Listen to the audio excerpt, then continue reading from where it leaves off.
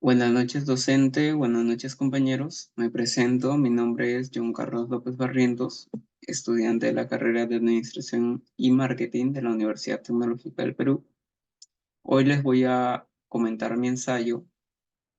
El tema es: el Comité Internacional de Derechos Humanos concluye que hubo graves violencias en los derechos humanos durante las protestas en Perú. Para entrar en contexto, el 7 de diciembre del año 2022, Pedro Castillo, expresidente de nuestro país, emitió un decreto disolviendo el Parlamento del país, sin apoyo de las Fuerzas Armadas. Perdió la presidencia, abandonó el Palacio Legislativo y fue detenido por sus propios guardaespaldas. Ahora, él enfrenta un juicio por delito de rebelión ante el gobierno. Un absurdo y horroroso intento de golpe de Estado que fue rechazado por la mayoría de fuerzas políticas, incluyendo los miembros de su propio gobierno, y que finalmente desembocó en una grave crisis institucional. Y ahora la presidenta Dina Boluarte no presenta el apoyo de la nación. Desde entonces, el país se ha visto sucedido por violentas protestas antigubernamentales que han paralizado el país. Los seguidores de Castillo exigen su libertad y el cierre del Congreso eh, para la celebración de nuevas elecciones y la renuncia absoluta de la presidenta Dina Boluarte, así como varios cambios en la Constitución. En casi 2 meses de esta protesta, al menos 65 personas habían muerto debido a la brutal respuesta por causa de militares y policías en estas marchas, mayormente en regiones centrarias de nuestro país, es decir, regiones un poco más a la sierra de nuestro país.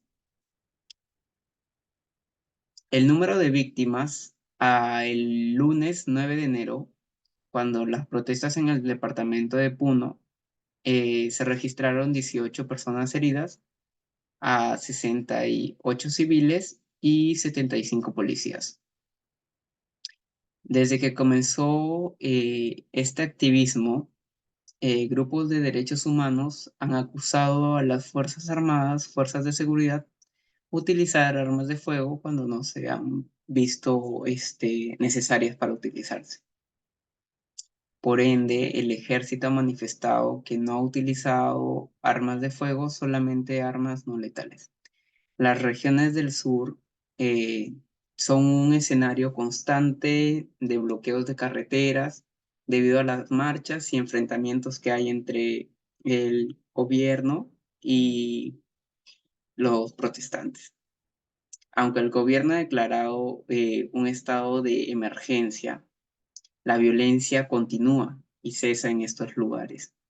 Las marchas han llegado hasta la capital de nuestro país y la escala de violencia y protestas han aumentado en todo el país. En algunas zonas, los protestantes se han organizado pacíficamente y han sido reprimidos, por así decirlo, eh, por las Fuerzas Armadas.